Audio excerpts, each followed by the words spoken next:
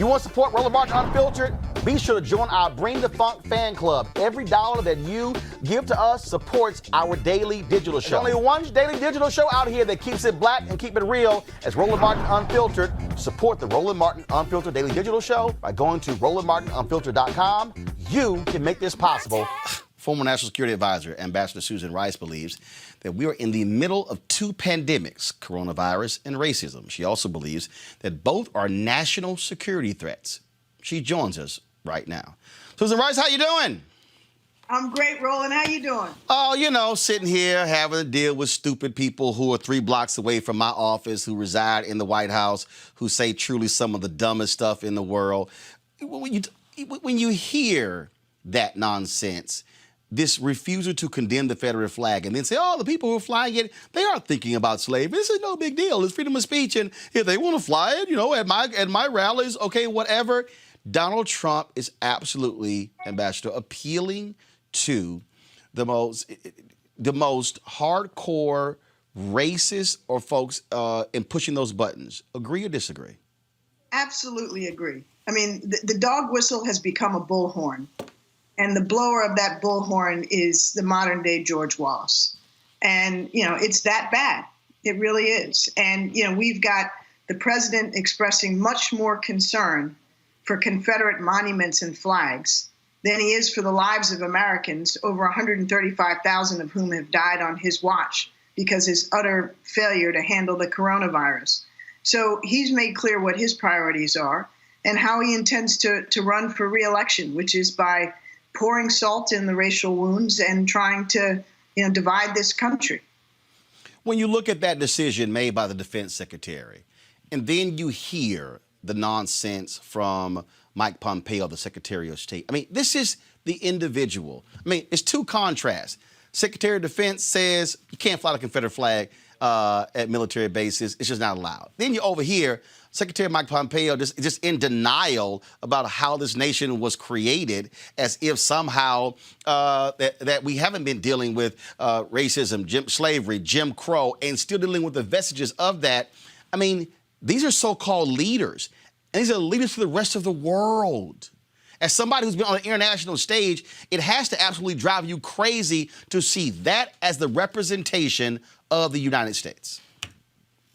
Well, it does rather pain me to see this, to say the least. But, you know, it's actually a really serious challenge because consistent with our values and our leadership in the world, you know, we should be condemning racism. We should be condemning anti-Semitism, homophobia, all of the ways in which discriminatory or autocratic societies abuse the rights of their people. And rather than speaking up with moral authority, we're modeling much of that behavior here at home. And at the same time, drastically diminishing our global leadership and our ability to bring other countries and peoples to join with us to deal with challenges that affect our security and our prosperity and well-being. So it's not just about, you know, Secretary Pompeo being insensitive, even though, to put it politely, he is.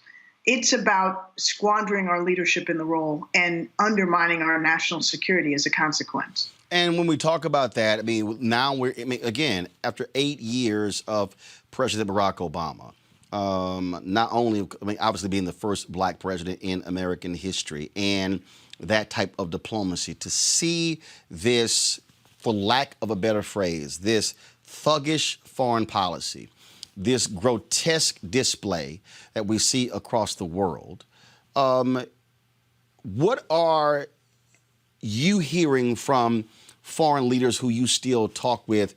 How are they looking at us? I mean, how are they viewing this country in this moment of an international pandemic and global financial issues, and you're still dealing with wars and things along those lines? What are they saying about us? Well, Roland, they're looking at us with dismay and disbelief. They can't believe how far we've fallen so fast. And the coronavirus, which, you know, in normal times, the expectation would be that America would be doing among the best in the world in confronting a pandemic and being of assistance to other countries that have less, that are wrestling with far less developed healthcare systems and structures. Being a leader in stamping out the pandemic around the world, as we tried to do, for example, in 2014, a different scenario, but with the Ebola epidemic. That is our traditional role, rallying the world to deal with a problem effectively and not letting it get out of control here at home. In this instance, under President Trump, we've done absolutely the opposite. We've withdrawn from the global stage.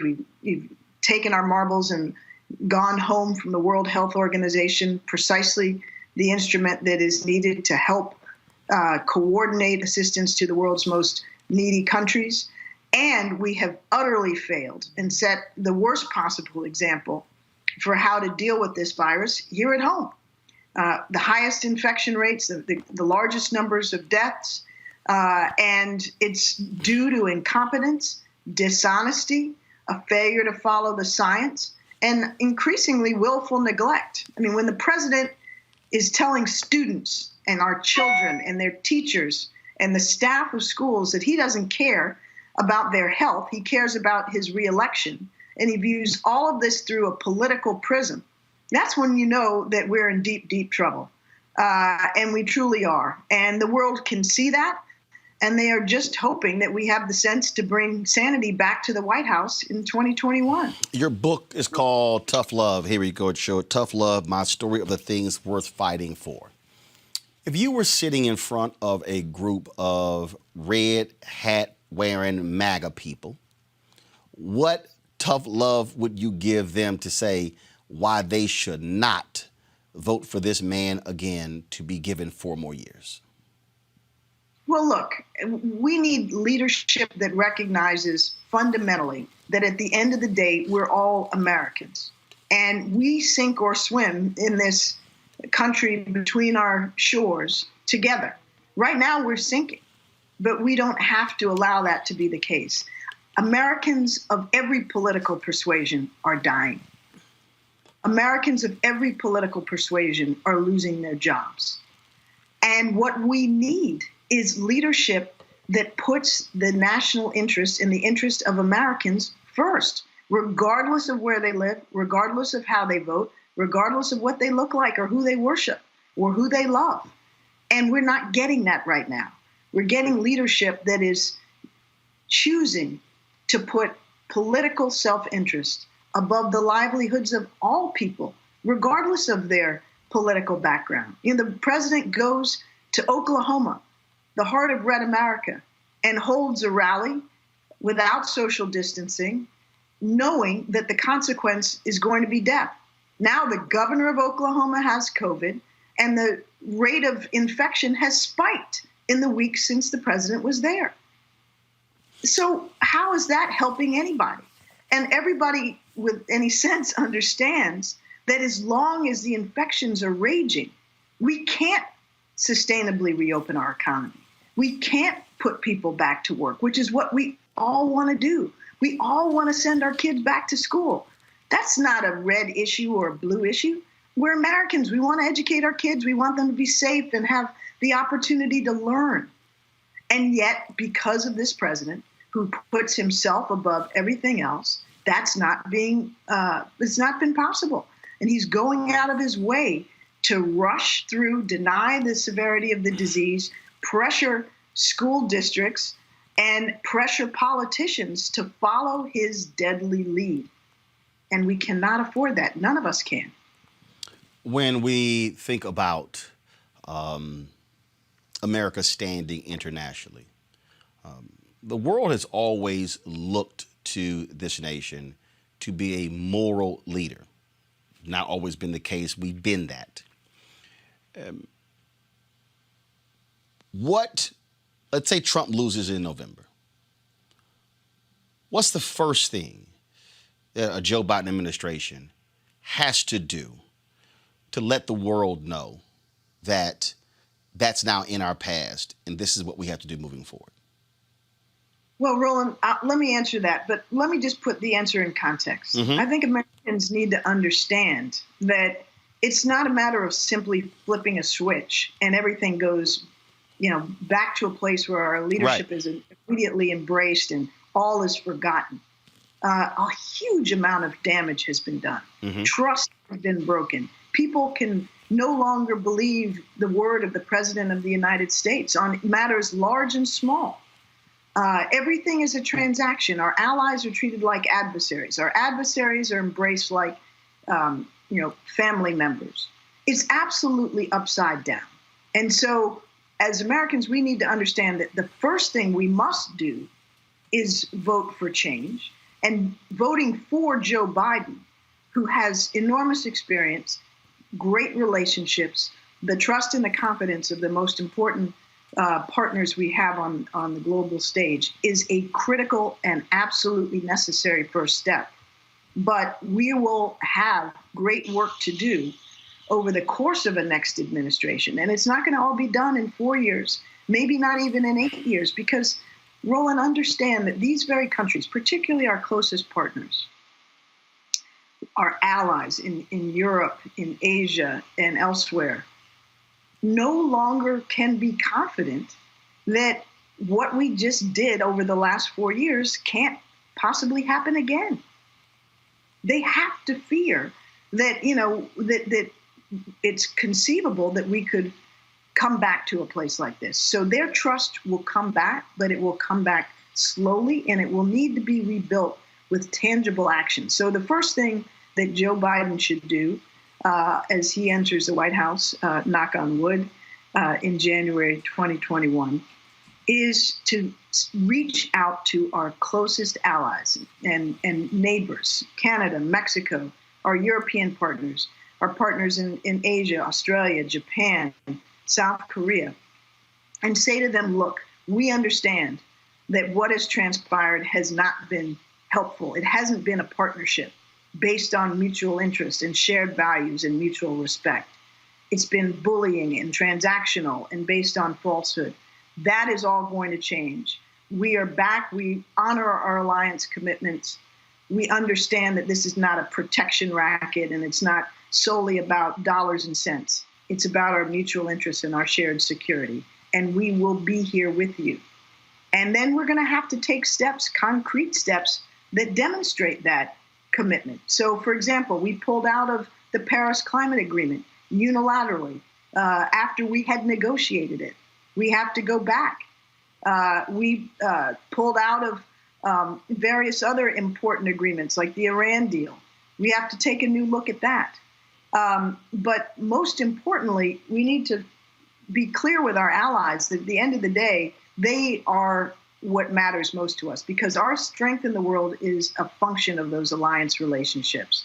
And so, President Trump recently said we're pulling a third of our forces out of Germany unilaterally without ever consulting with the German government. Reversing that step and many others like it is the kind of concrete thing Joe Biden will need to do on day one. Rejoining the World Health Organization, as he said he'll do on day one.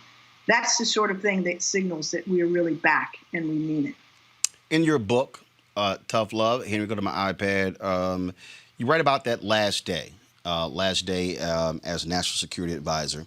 You lay out the things that you had to deal with. And one of the things you said, I have had to spend many hours on additional tasks briefing my successor as National Security Advisor, Lieutenant General Michael Flynn. That case is completely unraveled. You see what the Attorney General, William Barr, did. And as somebody who served in that position, as somebody who was ambassador to the United Nations, to watch that and then watch how the DOJ operated and watch how Donald Trump celebrated that and then say, oh, sure, I would hire this person again. I mean, you write about these are positions of public trust. The public has to trust people like you, that you will do things in the best interest of the nation and not personally. Of course. And, I don't want to get into the specifics of Michael Flynn and his circumstances, but the bottom line is that we need the best and the most committed people of integrity and experience in these critical roles. And that is something that I can promise you Joe Biden will bring. He will bring those that care deeply about this country, who are not in it for personal, financial, or other form of gain, that are there to do the job that the American people trust and expect them to do. And we've time and again seen too often in the Trump administration people signing up for who aren't qualified, who don't deserve the public trust, and who fail to deliver, and whose only motivation is to be acolytes to Donald Trump as he destroys the fabric of our democracy and the integrity of our government. And so that urgently needs to change. You also talked about that last day writing a particular memo that has been the subject of lots of conversation, assessing Russian activities and intentions in recent U.S. elections. We have less than 120 days. Are you still concerned that Russia will try to impact this election? And does it bother you that pretty much our nation, in terms of leaders, Mitch McConnell didn't move on a particular bill to fortify the elections? Trump doesn't care, that even with all this evidence, their whole deal is like, we're fine, we're good. Yes, Roland, I'm deeply worried about it. Russia has not stopped for a minute trying to undermine and weaken our democracy. It interfered to assist Donald Trump in 2016, but it has been active every day since that election, including in the 2000. But just on every average day, trying to deepen the divisions that exist in American society and pit Americans against each other, causing us to distrust and hate each other and not believe in the integrity of our democratic institutions. The Russian objective is to discredit democracy and weaken the United States. And it can accomplish that goal if it gets on the internet, as it does every day, and argues on every side of every divisive issue, whether it's race or guns or immigration or gay rights. And they're out there spinning truths and falsehoods to divide us. And that is a very serious threat. And that will translate into the same kinds of misinformation, suppression of voter interest, and selling of lies and discredited theories that they did in 2016. I fully expect that in this year, in 2020. And Americans need to be prepared. And yes, it's a travesty that Mitch McConnell and Senate Republicans refuse to enact legislation that's been sitting on their floor for months to shore up the integrity of our elections and make it much more difficult for Russia or any other foreign player to do what it seeks to do. They won't provide the funding. They won't pass the legislation that would protect our elections. And the only explanation that one rationally can come up with is because they are prepared to welcome that assistance from Russia and other adversaries as long as they feel it's beneficial to them. Again. A couple of questions about Africa. Here we are dealing with 7 of the 10 fastest growing economies are African nations. The population growth from the motherland as well. China, significant investment in African nations. Has this nation dropped the ball in terms of not recognizing what that future could look like? Have we done enough to stand with African nations to help them economically, to work with them? Can we do more? Yes, we absolutely can do more, and we should do more. And Roland, we should view this opportunity to be better partners with Africa as not a matter of charity or humanitarian assistance, even though there's good motive in doing that. It's in our national interests to have partners in Africa that are growing, that are prospering, that are providing greater freedoms and greater benefits to their peoples. Africa is a vast continent of enormous talent, extraordinary resources, and great potential. And if we are absent or disinterested or under-resourced in our efforts to engage in Africa, we are missing an opportunity. We're missing economic opportunities, we're missing market opportunities, but most importantly, we're missing an opportunity to grow with the talent and the potential of an extraordinary collection of peoples on that continent. And there's much we should be doing. We should be promoting peace and conflict resolution. We should be shoring up democracy and respect for human rights. We should be opening our markets further to African goods and spurring investment from the United States in Africa, providing more in the way of political risk insurance. We do some of these things, more or less, depending on the administration. We should be, investing in bringing electrification to parts of Africa, training and supporting the development of youth and talent and education, agricultural resources, health, and trying to improve healthcare infrastructure in Africa. All of these things. And yet, in recent years in particular, I think much of our engagement with Africa has been viewed primarily through the prism of competition with China, which is necessary but far from sufficient. And as a result, we have really scaled back our vision and our ambition for what the U.S.-Africa relationship can be. You are on Vice President Biden's shortlist to be his VP nominee. Most of the folks, obviously, who are being considered are not necessarily talking about it. Our audience, mostly African Americans, got a lot of white fans as well, so we certainly appreciate that. What would you say to Black America if Susan Rice becomes a nominee?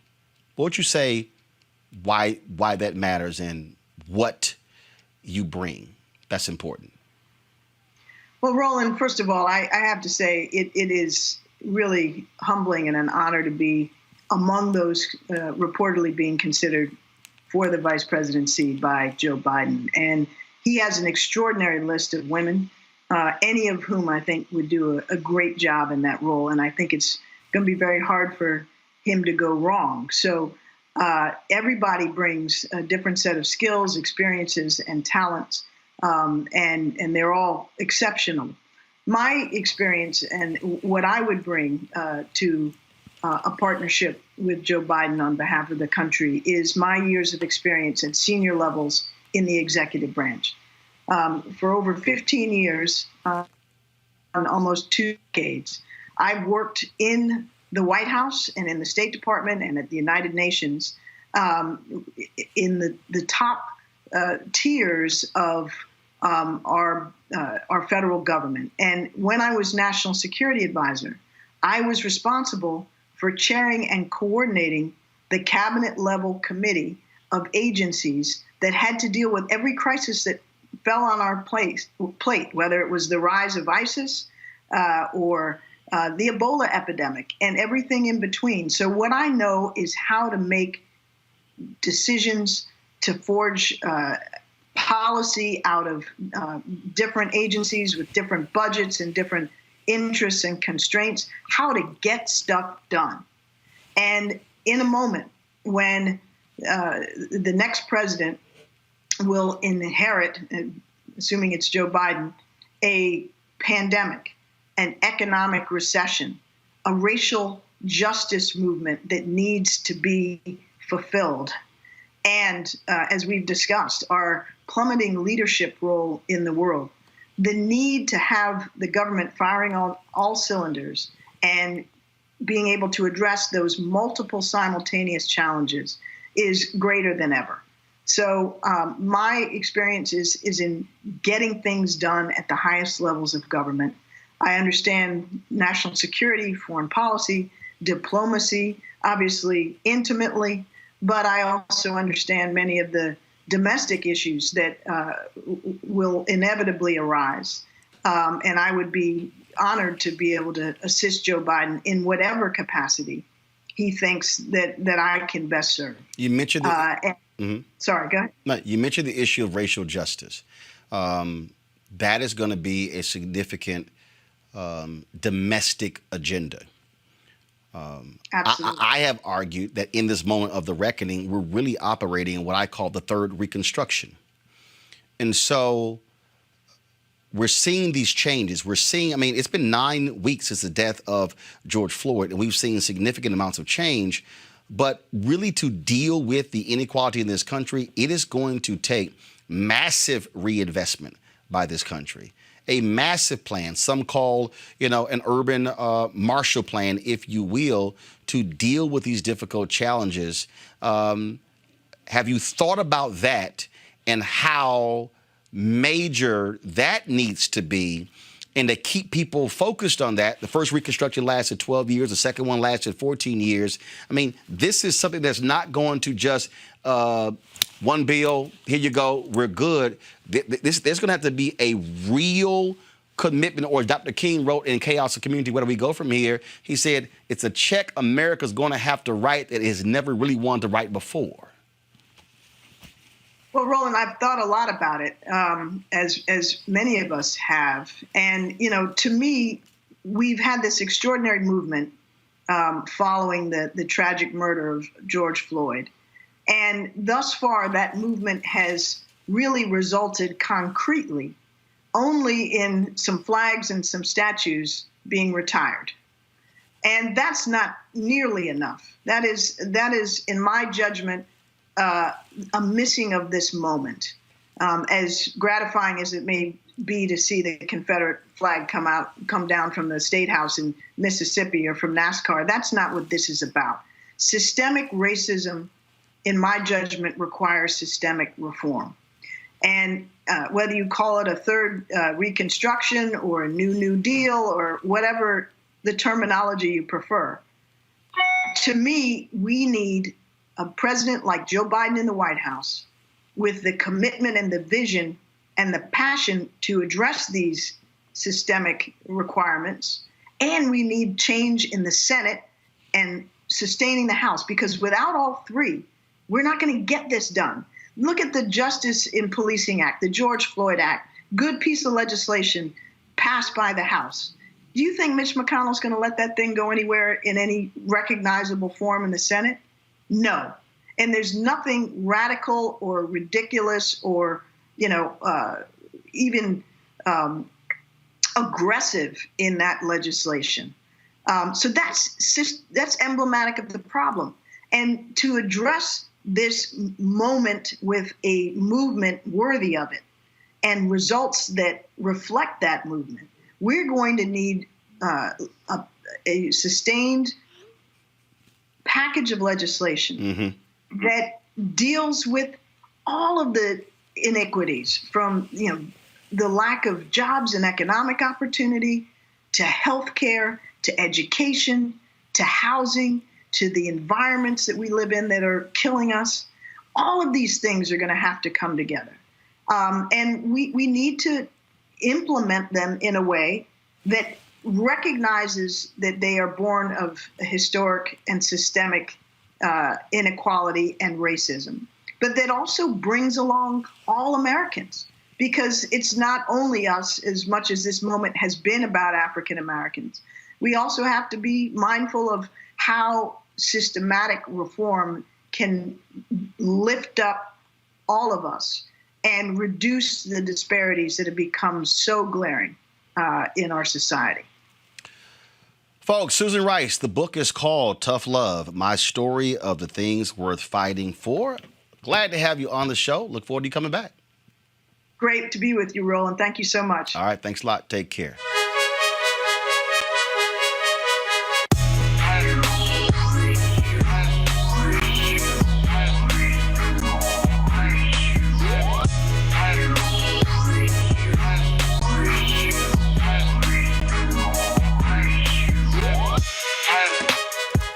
All right, folks, Seat.com. These headphones here, these 360-degree 4D headphones.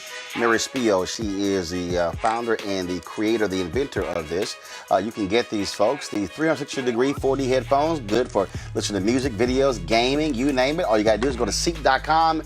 There's a promo code you can use, RMVIP2020, RMVIP2020 for you to get this. Also the VR headset, so you can check out the products there on Seat.com. And so check it out. And so we certainly appreciate them partnering with us at Roland Martin Unfiltered.